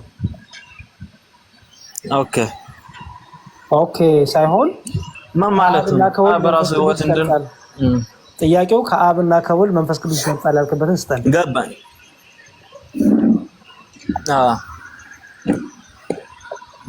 እና በራሱ ሕይወት እንዳለ ወልድ በራሱ ሕይወት እንዲኖረው ሰጥቶታልና ነው የምለው። ከአብና ከወልድ መንፈስ ቅዱስ ይሰጣል ያልከበትን ስጠኝ ወንድሜ።